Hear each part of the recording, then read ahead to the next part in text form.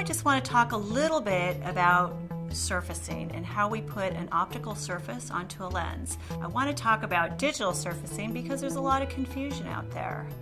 First, let's talk about traditional surfacing. What we're doing is just transferring an RX optics onto a surface of a lens. With traditional surfacing, it's a three-step process to get to the final product. You have to generate the lens, it removes material.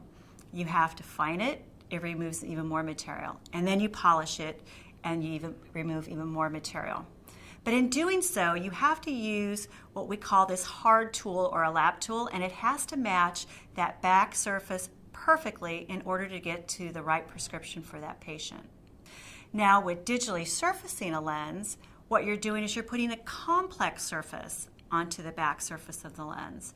So it's typically a one-step process. You generate it, you cut it, it's done, and then you polish it. And what you use, instead of a hard tool, you're going to use what we call a deformable tool. And ladies, it looks like one of those Neutrogena pads, one of those sponge-like pads, and you find your, polish your skin. Well, that's what we do to polish the lenses. And then it's exact and it's done.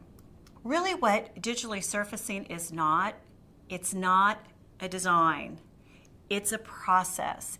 And if you can think about it like this, when we process the lens, think about a record player. But you use this needle and you go in these deep valleys and then you go up to these peaks, and it just follows the pathway of what that musician to play the music or the pathway of the designer for the digitally surfaced lens. And that's how we can put a complex surface, an aspheric or a progressive design on our lens.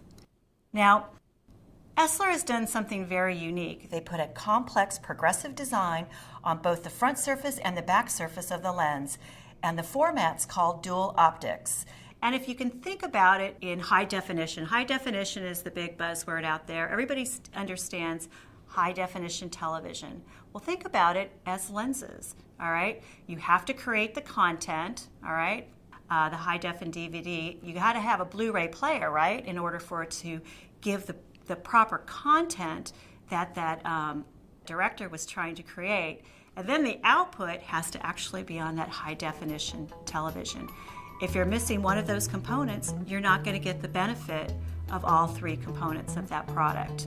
So same thing with DualOptix. You have to have the design, you have to have the process, and then you have to have the outcome of what the lens is going to look like. And not all manufacturers do that. So think about that. Complex surface with DEFINITY, the front surface, the back surface, so you have two DualOptix.